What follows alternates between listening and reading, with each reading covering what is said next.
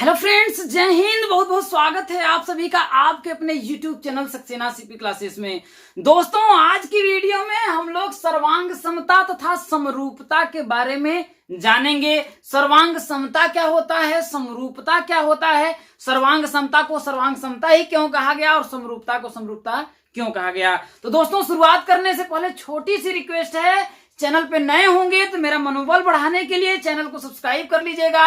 और वादा करता हूं, यदि आपको कुछ भी नहीं आता होगा मेरे दोस्तों, तो वीडियो को लास्ट तक देखिएगा। आपको 100% दावे के साथ मैं कह रहा हूं, समझ में आएगा मेरे दोस्तों। बस आपको अंत तक आपको देखना है।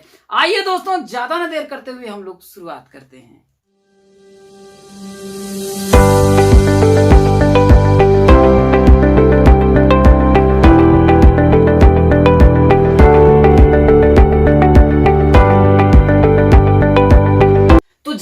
दोस्तों, हम लोग जानेंगे, देखिए, सर्वांग समता जिसको कॉन्ग्रुएंसी बोला जाता है वो होता क्या है। अगर हम लोग सबसे जानते हैं कि कॉन्सेप्ट ऑफ कॉन्ग्रुएंसी, इसका कॉन्सेप्ट क्या है, तो देखिए सर्वांग समता का अगर हम लोग संधि विच्छेद करें, क्या होगा, सर्व का मतलब होगा सर्व प्लस अंग और प्लस क्या होगा, समान। समानता मतलब होता है सर्व अंग, अंग समान, समानता। तो सर्वांग समता क्या होता है, देखिए, एक जैसे दिखने वाली वस्तुओं को, एक जैसा मतलब शकल उनकी क्या होनी चाहिए, एक जैसी होनी चाहिए। तो एक जैसे दिखने वाली वस्तुओं को यदि किसी धरातल पर रखा जाए, समझ लीजिए किसी बोर्ड पर भी एक जैसे दिखने वाली वस्तुओं को अगर रखा जाए और एक दूसरे को, और उन लोगों को रखा जाए और वे वस्तुएं एक दूसरे को क्या करें, पूर्ण रूप से ढक लें, तो उन्हें एक दूसरे की सर्वांग समता कहते हैं। मतलब उसके सभी अंग, जैसे ये मेरी उंगली है, ये दोनों उंगली अगर मेरी बराबर है, इसकी लंबाई देखिए बराबर है, इस उंगली की लंबाई क्या है, बराबर है, इस उंगली की लंबाई बराबर है, इस उंगली की लंबाई बराबर है, इस उंगली की लंबाई बराबर है। तो ये अगर मैं इनको अगर ऐसे कर दूं मेरे दोस्तों, ऐसे पूरा, तो आप ऐसे पीछे से देख करके नहीं बता सकते हैं कि मेरे इधर कोई हाथ है। तो ये एक दूसरे के क्या है मेरे दोस्तों, सर्वांगसम है। क्या है मेरे दोस्तों, सर्वांगसम है। जैसे इस मार्कर की मैं बात कर रहा हूं, अगर इस प्रकार से इस मार्कर को मैं कर लूं, ऐसे मैं आपको देखूं और इसको देख करके मैं ऐसे करके ऐसे पीछे करके, ठीक है, मैं दिखा दूं, और मैंने कहा था इसमें से कौन सा मार्कर वाला है कि वो है, तो आप नहीं बता सकते हैं कि कौन सा मैंने मार्कर लिया था मेरे दोस्तों, क्योंकि इसकी लंबाई, इसकी मोटाई, इसका कलर, सब कुछ क्या है, एक दूसरे के समान है। और मैं देखिए इस मार्कर को मैंने आपको दिखाया, अब ऐसे मैंने पीछे कर करके फिर दूसरे मार्कर को दिखाया, तो आप ये नहीं बता सकते हैं कि जो मार्कर मैंने पहले दिखाया था वही मार्कर है या फिर दूसरा मार्कर है, क्योंकि इसकी लंबाई, इसकी मोटाई, इसकी ऊंचाई, सब कुछ क्या है दोस्तों, बराबर है। तो जब सब कुछ बराबर है तो क्या हो गया, आपका सर्वांगसम हो गया। कैसे, ध्यान रखने की समझ से कोशिश करिए। ये मैंने एक वृत्त खींचा, ये मैंने एक वृत्त खींचा मेरे दोस्तों, समझिएगा, मैं आपको एक एक चीजों को आप लोगों को समझाता हूं। और इसी टाइप का सेम वृत्त मैंने एक और वृत्त खींच लिया, ठीक है। और इस वृत्त को समझने की कोशिश करिए, इस ये जो वृत्त है, इस वृत्त को यदि मैं इस वृत्त के ऊपर रख दूं तो ये सेम का सेम इसी पर चिपक जाए, पता ही ना चले कोई दूसरा वृत्त इस पर रखा गया है मेरे दोस्तों। तो वो क्या होगा, सर्वांगसम होगा। जैसे इसकी देखिए यहां पर देखिए बड़ा हो गया है, लेकिन ये आपका क्या है, अभी बड़ा नहीं है, तो ये क्या होगा मेरे दोस्तों, ये आपका क्या है, दोनों सर्वांगसम है। बात समझने की कोशिश करिएगा। और या फिर देखिए इसकी लंबाई बड़ी है लेकिन एकदम सेम इसी के बराबर अगर होगा तो ये दोनों क्या होंगे, आपके सर्वांगसम हो जाएंगे। जैसे आप लोग कोई फिल्म देखा होगा, जुड़वा, जुड़वा आप लोग फिल्म देखे होंगे जो सलमान खान का है, तो उसमें आप देखे होंगे कि एकदम सेम का सेम दिखने वाला रहता है। आप एक को देख करके दूसरे को पता ही नहीं लगा सकते हैं कि कौन है, तो वो दोनों अपने आप में क्या है मेरे दोस्तों, सर्वांगसम है। लेकिन अगर आपने फैन मूवी देखा होगा शाहरुख खान की, तो उसमें उसका जो फैन रहता है, थोड़ी सी चीजों में बनावट रहती है लेकिन चेहरा एक ही तरफ का दिखता है, तो वो आपका वो फैन मूवी में जो है वो सर्वांग नहीं है। एग्जाम्पल में और मैं आप लोगों को क्लियर करना चाहता हूं कि जैसे मैं एक आपका एक आयत खींच लिया, ऐसे देखिए, एक आयत खींच लिया, ये आयत खींच लिया मेरे दोस्तों, तो ध्यान रखिए, इसकी अगर लंबाई 5 है तो इसकी लंबाई आपकी 5 होगी, और इसकी चौड़ाई अगर आपका 4 है तो इसकी लंबाई भी आपकी क्या होगी, चौड़ाई 4 होगी। तो ये जो है, ये वाला जो आयत है, इस आयत के क्या होगा मेरे दोस्तों, सर्वांगसम रहेगा। और खासियत ये भी ध्यान रखिएगा, इसका जितना क्षेत्रफल रहेगा, अगर इसका क्षेत्रफल बराबर आता है तब तो वो सर्वांगसम है, अदरवाइज सर्वांगसम आपका नहीं होगा। जैसे अगर मैं हूं, मेरे ही जैसा कोई एक लड़का मेरे बगल में खड़ा हो गया, सेम शकल सब कुछ उसका आपको देखने में लगता है, लेकिन थोड़ी सी हाइट अगर उसकी छोटी है, मेरे से छोटा है, या फिर उसका वेट मेरे से हल्का कम है, सब कुछ देखने में समान है लेकिन उसका वेट हल्का सा कम है, तो वो मेरे सर्वांगसम नहीं होगा मेरे दोस्तों। इस बात का आप लोग ध्यान रखिएगा। मैं और कुछ चीज बताता हूं। अगर मैं एक ऐसे त्रिभुज लेता हूं, ऐसे मैंने आपके एक त्रिभुज ले लिया, इस त्रिभुज को ले लिया, अगर इसकी लंबाई इसके बराबर, इसकी लंबाई इसके बराबर, इसकी लंबाई अगर इसके बराबर है, और इसका जो एरिया है, इस एरिया के आपका क्या होगा, ये जितना क्षेत्रफल घेरा है इसका क्षेत्रफल अगर बराबर करेगा तो वो क्या होगा मेरे दोस्तों, आपका सर्वांगसम होगा, क्योंकि इसके सभी अंग इसके समान हैं। लेकिन अगर ये मैंने ऐसे कर दिया मेरे दोस्तों, जैसे इसका 5 है, इसका आपका 4 है, इसका आपका 3 है, और दूसरा एक त्रिभुज मैंने खींचा, इसका मान लेते हैं 4 है, इसका आपका 3 है, इसका 2 है, तो ये इसके सर्वांगसम नहीं होगा, क्योंकि इसमें देखिए ये तो इसके बराबर है, मान लेते हैं इसके बराबर है, ये वाला इसके बराबर है, लेकिन ये इसके बराबर नहीं है, तो ये जो होगा आपका सर्वांगसम नहीं होगा मेरे दोस्तों। तो आप लोग देख करके कैसे पता लगाएंगे ये जो सर्वांगसम है कि सर्वांगसम नहीं है मेरे दोस्तों, तो उसका नियम है, आइए हम उसको नियम को जानते हैं। अब दोस्तों देखिए, त्रिभुज की जो आपकी सर्वांगसमता जो है चैप्टर है, इसमें त्रिभुज के बारे में ही आपको चैप्टर में दिया है, तो हम लोग त्रिभुज के ही बारे में आप लोग करेंगे। तो सबसे पहले सर्वांगसमता को और मैं अच्छी तरह से आप लोगों को क्लियर करना चाहता हूं कि ध्यान रखिएगा, सर्वांगसमता मतलब देखिए सभी सर्व मतलब सभी अंग मतलब होंगे समान होंगे, तब वो क्या होगा, सर्वांगसम होगा। जैसे यहां पर आप लोग देख रहे होंगे 2 चूड़ियां हैं, अगर इस चूड़ी के ऊपर अगर मैं इसी प्रकार से अगर इसको रख देता हूं, इस प्रकार से रख देता हूं, तो दोस्तों इसका जो आपका परिधि होगा, जो आपकी इसकी परिधि होगी वो भी देख रहे हैं। अगर आप ये नहीं देख करके आप सामने से नहीं बता सकते हैं कि इसके पीछे मैंने चूड़ी रखा है या नहीं रखा है मेरे दोस्तों, तो ये क्या होंगे, आपके सर्वांगसम होंगे। लेकिन अगर मैं इस प्रकार से कहूं कि ये भी तो इसी के आकार का है, ये भी तो इसके आकार का है, और अगर इसके देखिए क्या ये ढक ले रहा है क्या इसको, ये देखिए अगर क्या ये इसको ढक ले रही है, तो आपका ढक नहीं रही है, तो ये आपका जो होगा ये आपका सर्वांगसम नहीं होगा, क्योंकि इसके आकार तो इसी के जैसा है। देखिए इसके जैसा ये भी गोल है, लेकिन इसकी जो लंबाई इसकी जो ये है इसके बराबर नहीं है, क्योंकि इसका जो क्षेत्रफल निकालेंगे और इसका क्षेत्रफल दोनों का बराबर नहीं आएगा। तो सर्वांगसमता में क्या होता है मेरे दोस्तों कि सभी चीज क्या होते हैं आपके बराबर होते हैं। जैसे मैं इस चूड़ी को लिया हूं, तो इसके देखिए पीछे अगर आप मैंने ढक लिया तो पीछे वाली आपको चूड़ी नहीं दिखाई दे रही होगी, कि दिखाई दे रही है, आप लोग देख सकते हैं कि पीछे की चूड़ी आपको दिखाई नहीं दे रही, आगे की ही दिखाई दे रही होगी। तो ये क्या है, सर्वांग समता को दर्शा रहा है, मतलब ये दोनों क्या है अपने आप में, इसके सभी अंग समान है। इसका अगर क्षेत्रफल अगर हम निकालेंगे तो जो क्षेत्रफल इसका होगा वही क्षेत्रफल आपका इसका होगा।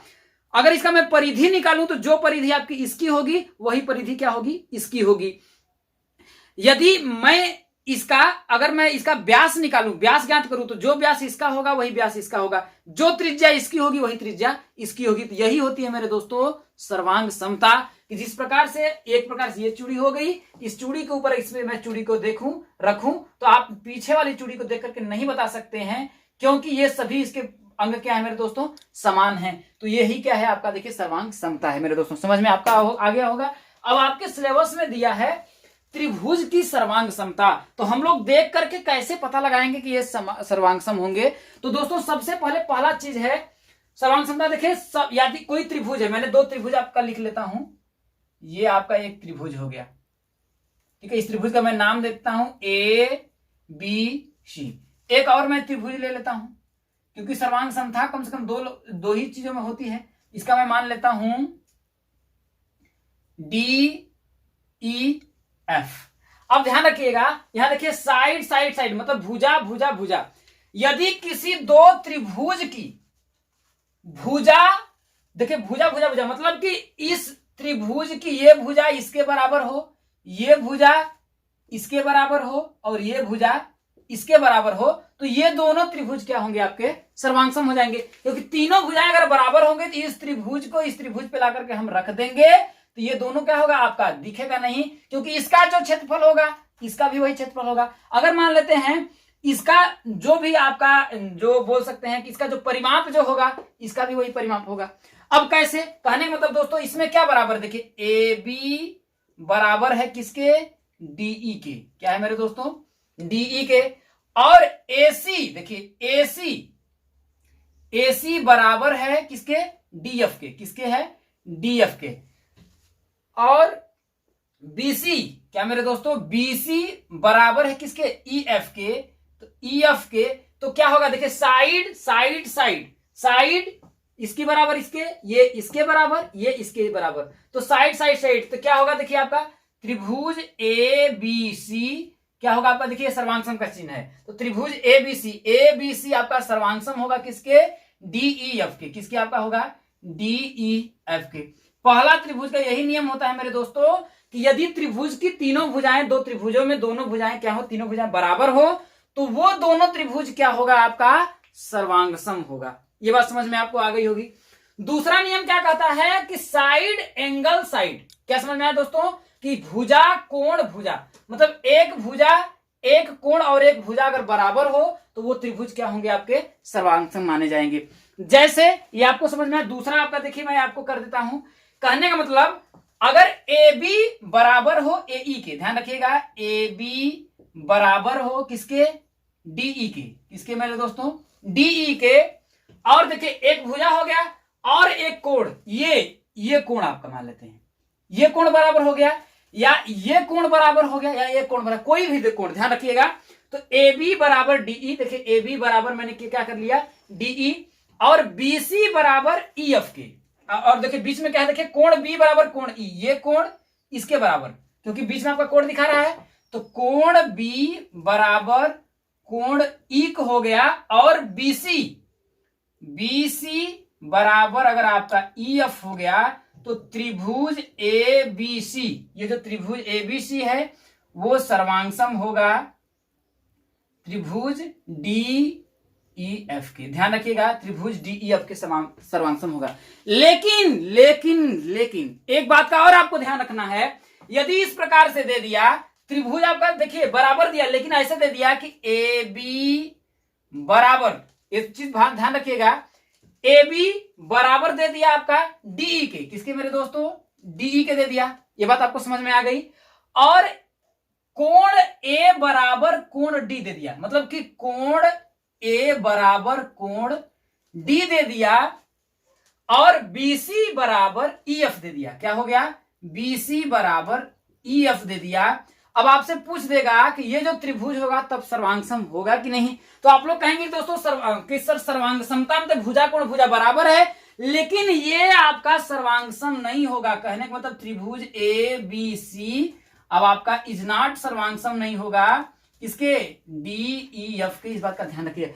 क्यों, क्योंकि इसमें जो कोण होना चाहिए दो भुजाओं, इस भुजा और ये दो भुजाओं के बीच का कोण होना चाहिए मेरे दोस्तों, तभी त्रिभुज क्या होगा, आपका सर्वांगसम होगा। अगर इसको आपका दिया, अगर इसको बराबर दिया, जैसे आपका यहां पर दिया, देखिए AB बराबर DF और कोण A बराबर कोण D, यदि AC बराबर DF देता, यहां पर AC बराबर, ध्यान रखिएगा, यदि AC बराबर अगर आपका क्या होता, DF देता, तो ये कोण इस दोनों त्रिभुजों के बीच में आ जाता, तब आपका सर्वांगसम होता।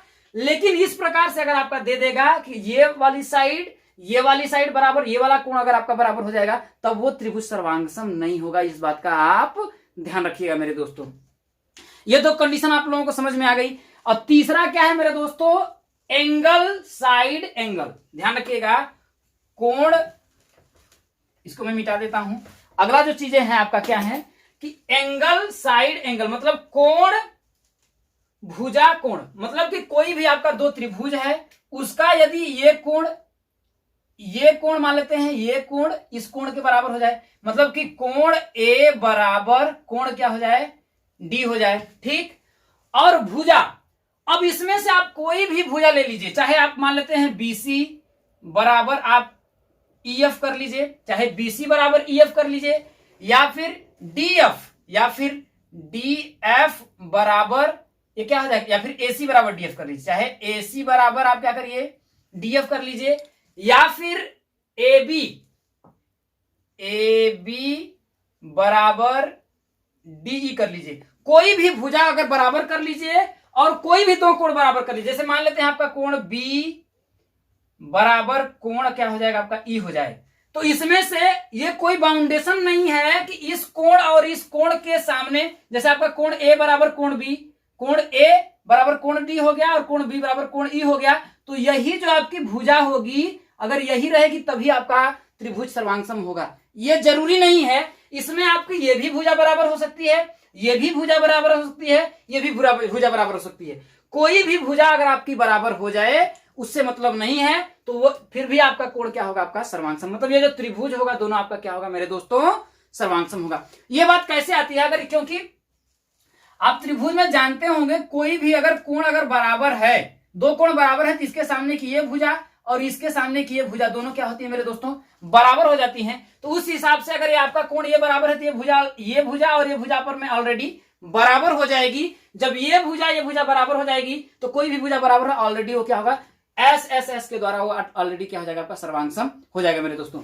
तो ध्यान रखिएगा कोण में कोई वो नहीं है, कोई भी दो कोण और कोई भी भुजा अगर आपकी बराबर हो जाए तो वो त्रिभुज क्या हो जाएगा, आपका सर्वांगसम हो जाएगा। ये बात समझ में आ गया दोस्तों।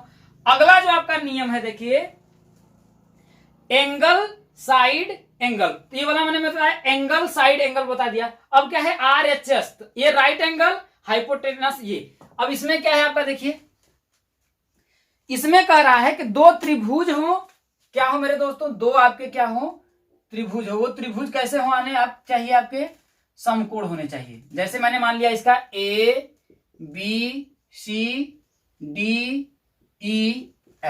ध्यान रखिएगा। तो इसमें से एंगल मतलब समकोण, ये जो कोई भी एंगल हो ये क्या हो, आपका समकोण हो। समकोण मतलब ये दोनों 90 अंश का हो। कहने मतलब कोण B बराबर क्या हो, कोण E हो। और ये दोनों क्या होने चाहिए मेरे दोस्तों, 90 डिग्री बराबर क्या होने चाहिए, 90 डिग्री होने चाहिए। और हाइपोटेनस इसमें जानते हैं कि AC बराबर DF। यहां हाइपोटेनस का मतलब क्या है दोस्तों, यहां मैंने लिखा है कर्व। ये दो आपके समकोण हो और ये क्या हो, आपका कर्ण क्या हो, बराबर हो। मतलब ये इसके बराबर हो और ये इसके बराबर हो। और कोई भी एक भुजा, यहां देखिए साइड दिया ना, तो कोई भी भुजा, ये भुजा इसके बराबर हो या फिर ये भुजा इसके बराबर, कोई भी भुजा अगर बराबर हो, या फिर आपका हो जाए AB बराबर DE, और या फिर BC बराबर EF हो। इन दोनों में से कोई भी भुजा अगर आपकी बराबर होगी तो त्रिभुज क्या हो जाएगा, ABC क्या होगा मेरे दोस्तों, सर्वांगसम होगा। किसके, त्रिभुज DEF के। ध्यान समझ में आई बातें।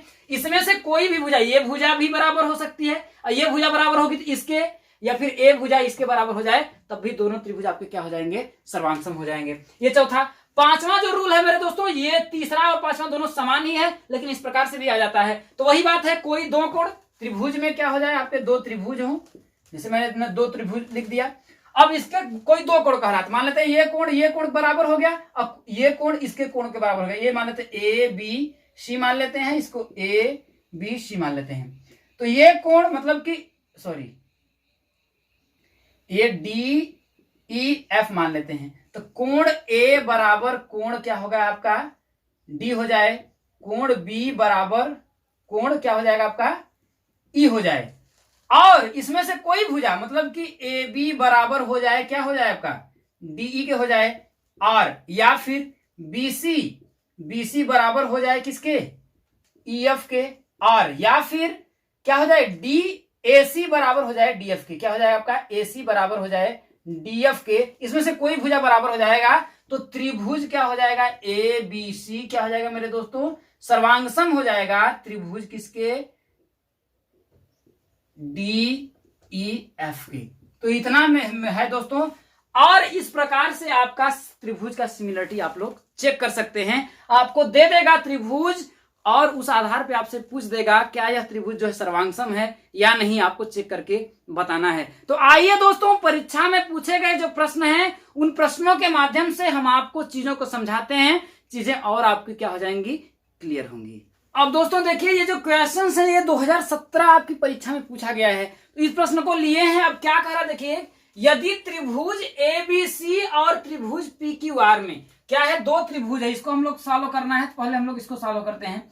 क्या कह रहा है कि त्रिभुज ABC और त्रिभुज PQR में AB बराबर इतना, BC बराबर इतना, AC बराबर इतना, PQ बराबर उतना, QR बराबर इतना और PR बराबर इतना सेंटीमीटर, त्रिभुज की सर्वांग समता का परीक्षण करना है। तो सबसे पहले आपका देखिए त्रिभुज ABC और त्रिभुज PQR है। इसका मतलब क्या है, आपका दो त्रिभुज है। तो हम क्या करते हैं, दो त्रिभुज बना लेते हैं। क्या करते हैं, आपका दो त्रिभुज बना लेते हैं। ये आपका हो गया ए बी सी, और दूसरा जो आपका त्रिभुज कह रहा है, इस त्रिभुज में आपको क्या करेंगे, देखिए पी क्यू आर दे दिया है। अब क्या करा इसमें, ए बी कितना है, देखिए आपका 3.5 सेंटीमीटर है, और बीसी, ये जो बीसी है आपका कितना है, देखिए 7.1 सेंटीमीटर है, और एसी, ये एसी जो है आपका 5 सेंटीमीटर है, ये 5 सेंटीमीटर है। अब इसमें देखिए आपका पी क्यू बराबर 7.1 है, मतलब पी क्यू ये वाला जो है आपका 7.1 सेंटीमीटर है, और क्यू आर बराबर आपका 5 सेंटीमीटर है, 5 सेंटीमीटर है, और पी आर बराबर 3.5 सेंटीमीटर है। तो आपको त्रिभुज की सर्वांग समता का परीक्षण करना है। अब जरा एक बात बताइएगा दोस्तों, इसमें देखिए ये जो त्रिभुज है थोड़ा सा आपका इस प्रकार से अटपटा देखने को लग रहा होगा, लेकिन ये जो त्रिभुज है वो सर्वांगसम है। कैसे है, देखिए एसी की जो लंबाई है यहां पर क्यू आर की लंबाई है दिया है ना। तो ऐसा करिए, इस त्रिभुज को हम लोग क्या करते हैं, देखिए कुछ भी नहीं करना है, देखिए इस त्रिभुज को हल्का सा हम लोग क्या करते हैं मेरे दोस्तों, ऐसे आपको घुमा देते हैं। बस समझ में आया कि इस त्रिभुज को, या फिर कुछ भी आपको नहीं करना है, इस त्रिभुज को आपको क्या करना है, हल्का सा अगर इसको हम घुमा देंगे तो ये वाला जो साइड्स है यहां पर आ जाएगा, क्या ये वाला साइड्स ऐसे आ जाएगा, और ये वाला साइड्स आपका यहां पर चला जाएगा, और ये वाला साइड्स उधर चला जाएगा। इसको सिर्फ हमें घुमा देना। चलिए मैं घुमा करके बना दे करके आपको दिखाता हूं त्रिभुज को। तो ये आपका हो जाएगा, देखिए आपका इसमें आपका बीसी, ये वाला आपका ये बी हो जाएगा, इसमें मैं थोड़ा छोटा कर देता हूं, ये सी हो जाएगा, ये बीसी हो जाएगा, ये 7.1 हो जाएगा। देखिए मैंने इसको क्या किया, हल्का से ऐसे करके घुमा दिया मेरे दोस्तों। तो ये वाला जो है यहां पर चला जाएगा, और 3.5 जो है यहां पर आ जाएगा, 3.5 ये, और ये जो 5 सेंटीमीटर था जब घूम गया तो यहां पर आ गया होगा 5 सेंटीमीटर। ये समझ में आया। तो बी, ये आपका देखिए बी सी ये हो गया, तो ये आपका ए हो जाएगा नहीं हो जाएगा।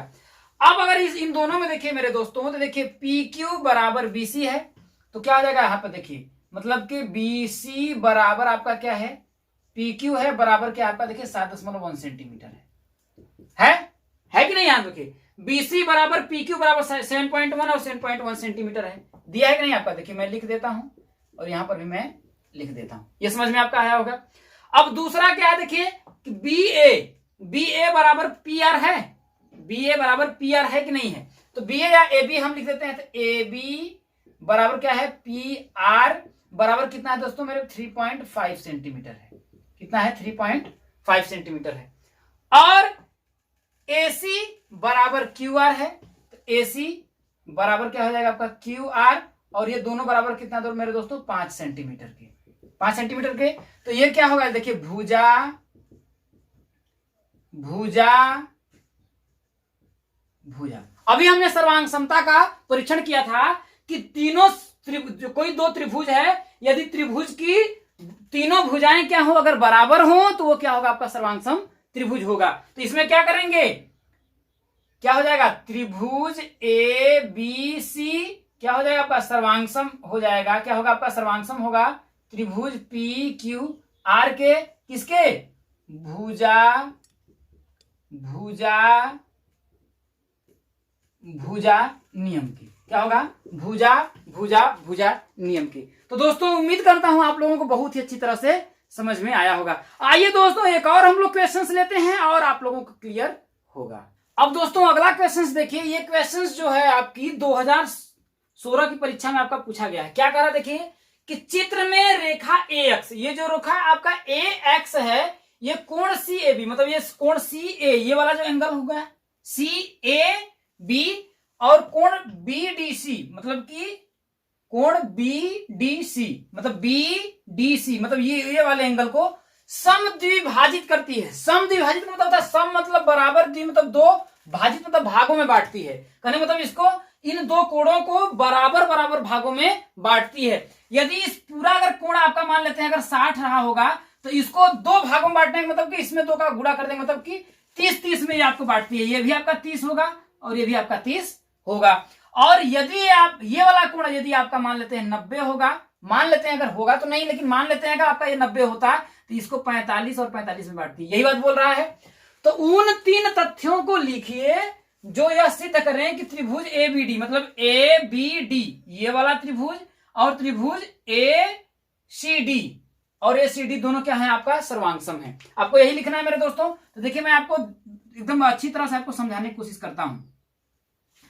चलिए, जब ये 2 भागों में बांट देती है, जब बांट देता है तो ये देखिए नीचे वाला एक त्रिभुज अलग बनता है और ऊपर वाला आपका एक त्रिभुज अलग बनता है। मैं यहां पर आपको अलग अलग करके दिखाता हूं तो आपको बहुत अच्छी तरह समझ में आएगा। मतलब ये आपका इस फॉर्म में बन जाएगा। देखिए एक त्रिभुज आपका ये इस फॉर्म में बनेगा। ये ऊपर वाला मैं लिखता हूं, देखिए ए सी डी के, किसको मैं लिख रहा हूं ए सी डी, इस प्रकार से आपका एक त्रिभुज बनेगा। और नीचे वाला को मैं ऐसे अगर करके लिखता हूं तो ये भी आपका इस फॉर्म में आपका बनेगा, क्योंकि इसके ऊपर रखेंगे तो ढका जाएगा। ऊपर वाले पार्ट में ऐसे लिख देता हूं, ऐसे आप लोगों को लिख देता हूं, ठीक है। अब ये क्या मिलेगा आपका, देखिए ये वाला एंगल जो है आपका बी है, ये आपका ए है और ये आपका है ये है आपका डी है। इस प्रकार से 2 प्रकार से आपका बनेगा। अब इसमें से आपको ये देखना है, आपको करना है देखिए एबीडी। तो दोस्तों ध्यान रखिएगा, जब इस एंगल को 2 भागों में ये बांटता है तो इस 2 प्रकार के इस प्रकार से बनेगा। तो इसमें आपका हो जाएगा देखिए सी और ये वाला एंगल देखिए ये वाला ए डी, क्या हो जाएगा मेरे दोस्तों, कोण सी ए डी। देखिए ये वाला एंगल जैसे मैं यहां पर मिटा देता हूं इस प्रकार से होगा। तो इससे और इसको ये 2 भागों में बटेगा क्या, तो कोण सी ए और यहां तक डी, ये वाला सिर्फ एंगल की मैं बात कर रहा हूं, क्या बराबर होगा कोण बी ए डी के। क्या ये एंगल और ये वाला एंगल आपस में यहां पर बराबर, एंगल को 2 भागों में बांट रहा है, तो क्या मैं बोल सकता हूं कि सी ए डी बराबर होगा बी ए डी के। वही चीज क्या है, बी ए डी बराबर होगा कि नहीं होगा, तो हो जाएगा बराबर कोण बी ए डी। ये समझ में आया मेरे दोस्तों, होगा ये जो, क्योंकि 2 बराबर भागों में बांट रहा है तो ये कोण इस कोण के बराबर होगा कि नहीं होगा। तो वही मैं सी ए बी नहीं कर रहा हूं, सी ए यहां तक डी ये वाला कोण और बी ए डी आपस में बराबर हो जाएंगे, ये हो गया। दूसरा चीज क्या होगा कि सी डी ए ये वाला एंगल भी तो 2 भागों में बांट रहा है। क्या कर रहा है कि ए एक्स इसको डी और ए को 2 भागों में बांट रही है, तो ये वाला एंगल ये और ये आपस में बराबर होगा क्या यहां पर, ये जो है।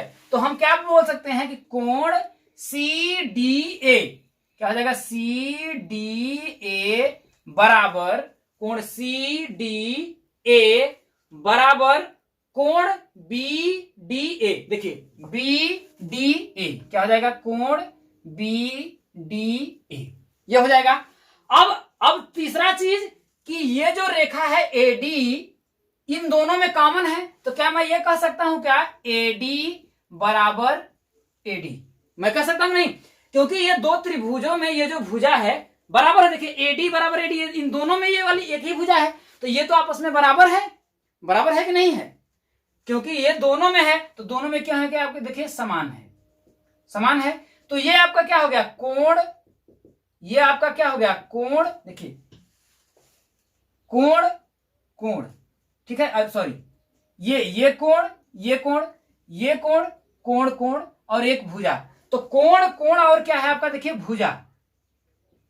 भुजा के द्वारा क्या मैंने अभी आपको बताया था क्या कि जब किसी 2 त्रिभुज की 2 कोण और एक भुजा बराबर हो तो वो दोनों आपस में क्या होते हैं मेरे दोस्तों, सर्वांगसम होते हैं। तो इस प्रकार से हम कह सकते हैं कि त्रिभुज ए बी क्या है आपका डी, क्या दोस्तों त्रिभुज ए बी डी क्या होगा आपका सर्वांगसम होगा त्रिभुज ए सी डी के। क्यों दोस्तों, बाई किसमें, angle side rule, angle side मतलब कि कोण भुजा नियम से, रूल के यहां पर मैं हिंदी में लिख देता हूं नियम से। तो उम्मीद करता हूं दोस्तों आप लोगों को सर्वांग समता का जितना भी कॉन्सेप्ट में था आपके चैप्टर में मैंने पूरा बता दिया और उस पर आधारित जो क्वेश्चन पूछा जाता है वो भी बता दिया, और उम्मीद नहीं पूरा विश्वास है कि आप लोगों को समझ में बहुत अच्छी तरह से आया होगा। दोस्तों अगले वीडियो में हम लोग समरूपता के बारे में पढ़ेंगे, सिमिलरिटी क्या होती है दोस्तों। तो उम्मीद है कि आप लोगों को पसंद आया होगा। अगर चैनल पे नए होंगे तो मेरा मनोबल बढ़ाने के लिए चैनल को सब्सक्राइब कर दीजिएगा, और आपके ऊपर छोड़ता हूं, आपको वीडियो अगर अच्छा लगे तो शेयर कर दीजिएगा या फिर आपके ऊपर डिपेंड करता है दोस्तों। तो इस वीडियो में इतना ही, धन्यवाद।